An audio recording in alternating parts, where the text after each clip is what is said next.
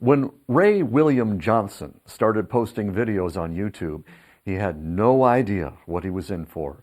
Initially, he blogged from his dorm room, and his channel only ever got about 30 subscribers, and eventually he took that channel down.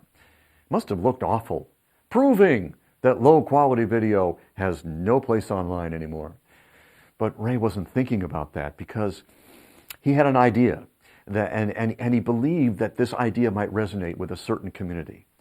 Why not talk about the crazy things he was seeing online and add his own brand of commentary?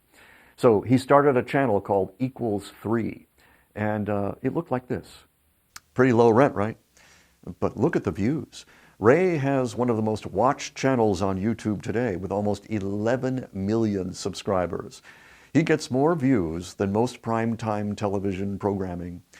So how does something like this come to be? And more to the point, can you emulate Ray's success?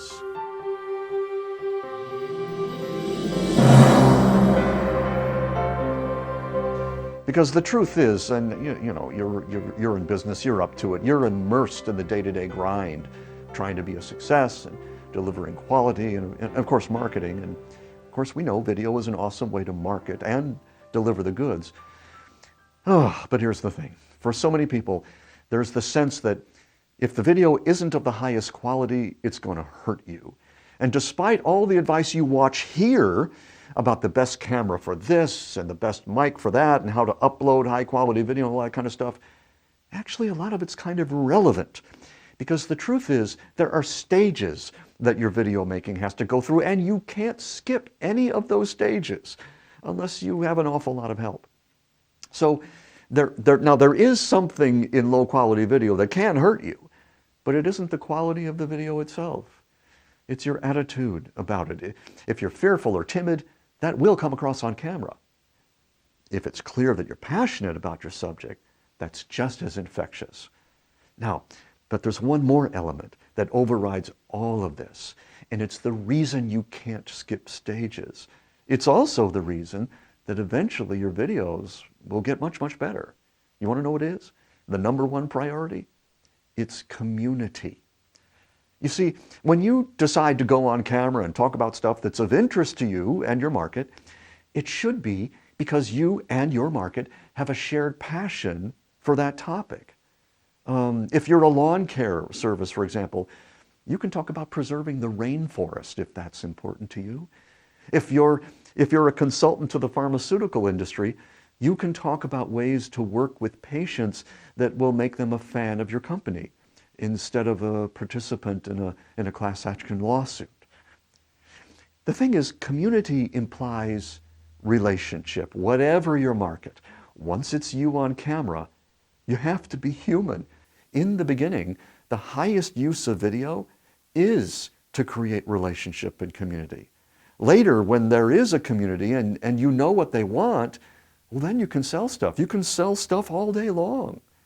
So one interesting question is, well, then when do I start being concerned about production quality? Yes, when you've begun to gather a real community, you'll at some point have an inner urge to up your production value so that you can reach more people with the same brand of content that you've been successful with up until now. But, until you've done the first part, the building community part, all this anxiety about the best camera or mic, it's just so much distraction at best. At worst, it can stress you out and make you worry so much about getting everything just right, before you do anything at all, that you never do anything at all. So when you're starting out, there's only one thing you have to get right, and that's your message.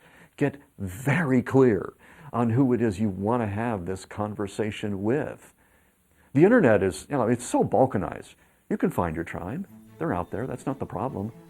The real challenge is finding your voice. And believe me, I know a little bit about the challenges of finding your voice. And yes, if you keep at it, your videos will get better. Here's Ray William Johnson's channel today.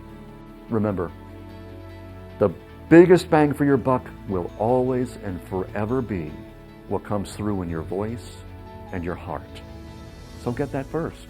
Build your tribe. Keep this idea in front of you all the time while you're making those connections, until one day, and that little voice inside says to you, you know, maybe if I put a light right over there. I'm Steve Washer with BrainyVideo.com. Keep it real. We'll see you next time.